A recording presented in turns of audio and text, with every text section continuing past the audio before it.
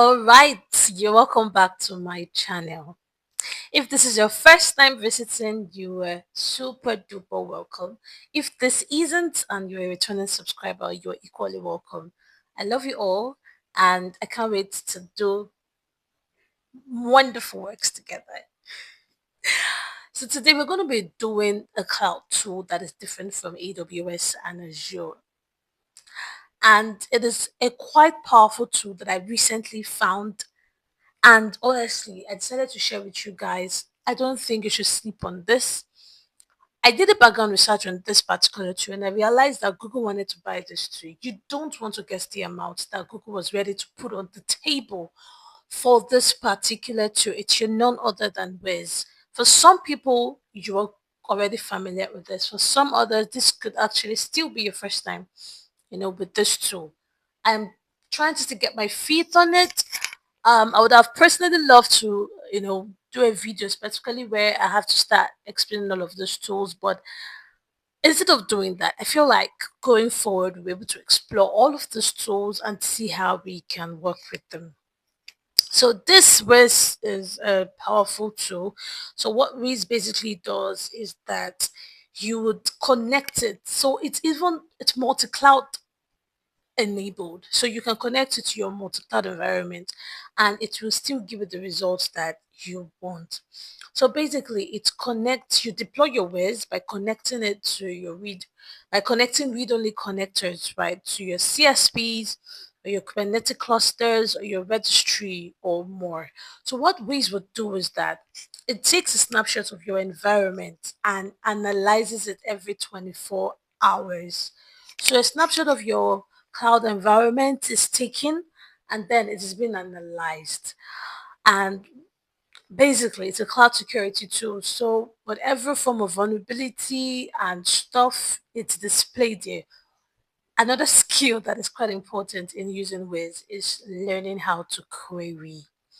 So what is query? Query in English language is just simply a question that you ask a system to retrieve data. My screen looks like I did some of this work, but you know what? We are going to just clear that. All right. So it doesn't look like we've done anything. So we can, this is like an overview, all board, right? But you come over here to the Explorer here. So on this Explorer, you can see security graph, cloud events, runtime API calls, network graphs, identity entitlement. So right now I'm in my security graph. That's why it's active, right? This is how my security graph looks like. And what I'm going to be doing here is to click my cloud resource. So bear in mind that this is a tool that this is a lab that was made available whilst I was doing the course of the cloud core for Wiz. So right now I'm not really in an active environment. Very soon I will be. So you have to just stick around. You have to stick around. If you've not subscribed, if this is your first time in this channel and you've not subscribed to this channel, it's about to get really interesting this year because this year we're going to be better, we're going to be bigger in our cloud explorations. So you have to stick around and stick with us and learn with us. Remember that the comment section is there for you to ask your questions. We can grow and we can learn together. So right now we're going to do a very simple, basic custom query. And what we're going to do is that we want all the virtual machines here that are running on an endpoint to be displayed. So we want virtual machines that are running on an endpoint and we want virtual machines that are not running on an endpoint. And the way that we can do that is by starting with something that we call a root criterion. A root criterion is the beginning of your query. It's more like for AI automation. We would call that a trigger, but for cloud, for Wiz cloud security, we call that a root criterion. Root criteria basically is like saying this is where we're going to start from. This is the beginning. This is the root. Okay, this is the root of the query that we're going to be querying. All right. And to do that, we come over here to cloud resource. You click on cloud resource. So cloud resource, we have different types. We have a virtual machine, we have virtual machine image, and it goes all the way, all the way.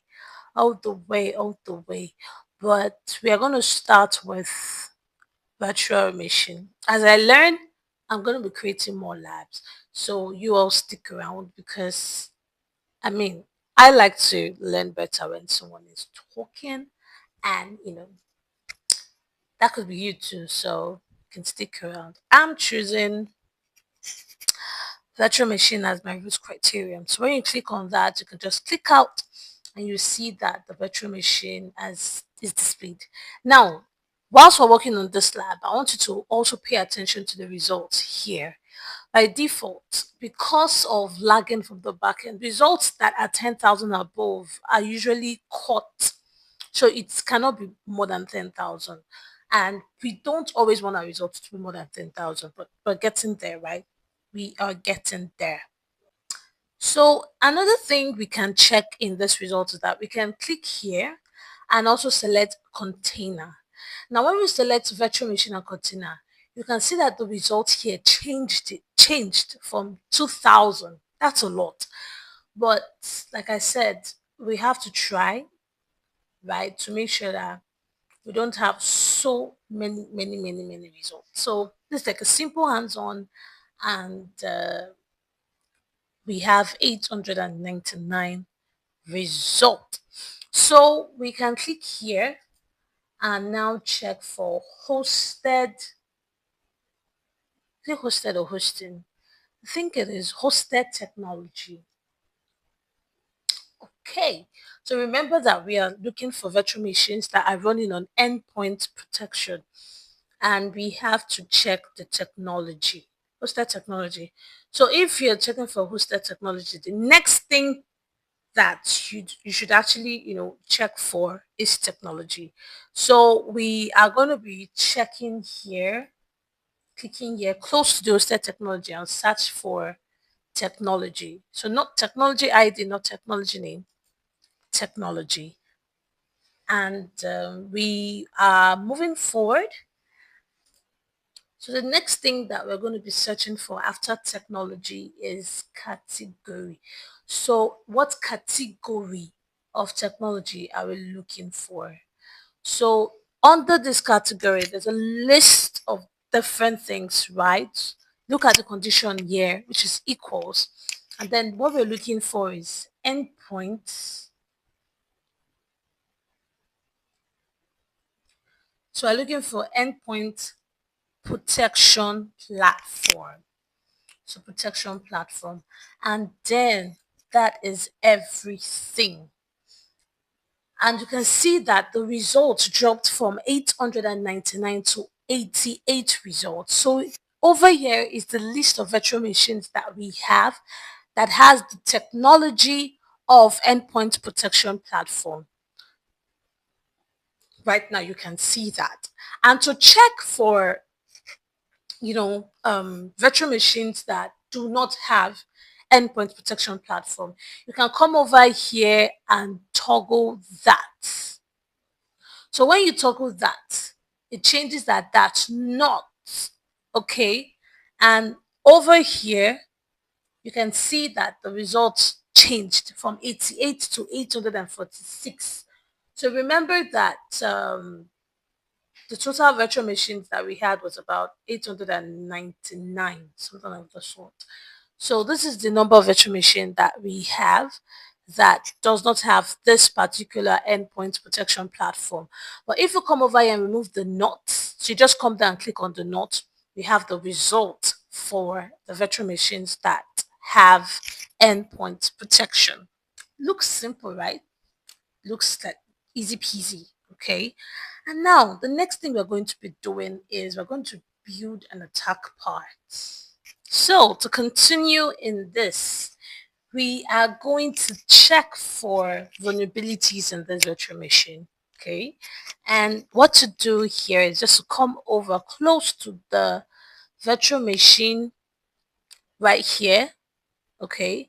And we're checking for findings. So to find vulnerability, you have to check for findings first. So findings, right? Findings. Okay. Okay. So now that we've checked for findings, we'll come over here to check for vulnerability. So just come over here, search for vulnerability. Yeah. So yeah, we're looking for a particular kind of vulnerability, but we like to check the severity first. And to check the severity, you just come over here and you can see it here. So the severity is critical. So critical first. Okay, and then you can have results. You can see if you pay attention to the result, it changes, right? It changes. It's like 2,622 now. So now that we've checked the severity, right? And the next thing we are going to be doing is that we are going to be checking for the particular kind of attack that we are looking for. So we'll come over here and click on CVSS.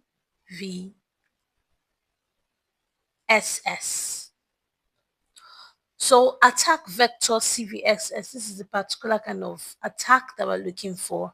I'm looking for the one that attacks the network, equals to the network. Okay.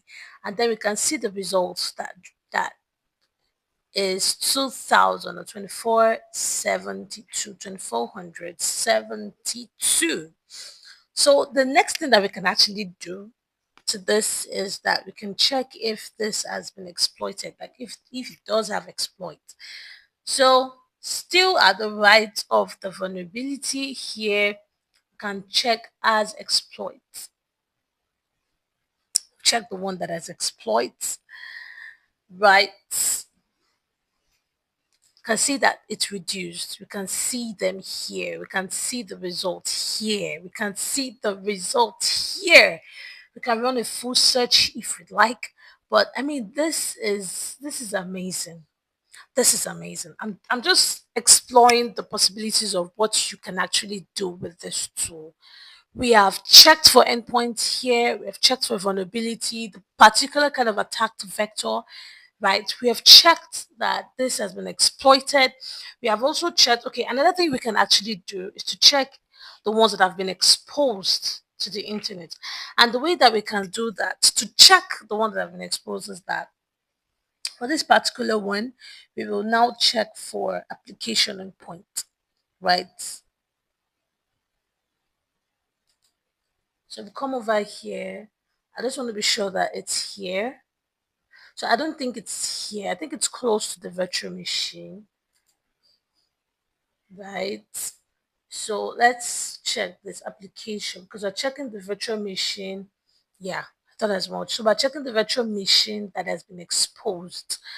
So that wouldn't be under vulnerability, it would be under the virtual machine itself. So we'll come over here in the application endpoint now. And the only thing we're searching for to confirm that this is exposed to the internet is this successful HTTP GET. And you click on that, you can see your search results and you can now make do with whatever you like. So we have a result, 4 results. You can imagine the number of thousands that dropped all the way to 4 results. And now we can confirm that these results, all of them have that particular attack vector, all of them have been exploited, all of them are exposed to the internet.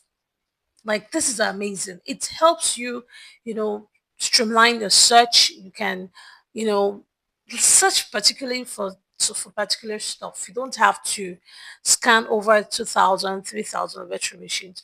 You can channel your search results, your query to exactly what you want. It is powerful, guys. The next video that I'm going to be making. If you stayed, you can hear the excitement in my voice because this is a tool that I feel so excited to work with. It's my first time and it's already giving me the chills. The next video we're going to be making is that we are going to be creating query blocks. Why we need to create a query box and how we're going to create a query block. In fact, we are also going to be creating a new query that finds all virtual machines that have access to buckets with sensitive data, the internet exposed, and they have critical or high severity vulnerability and are also exploited. If you've not subscribed, I honestly don't know what you're waiting for. Subscribe and learn. Subscribe and learn with me. Subscribe and let us engage the comment section. Make sure you like this video because I know you do, don't you?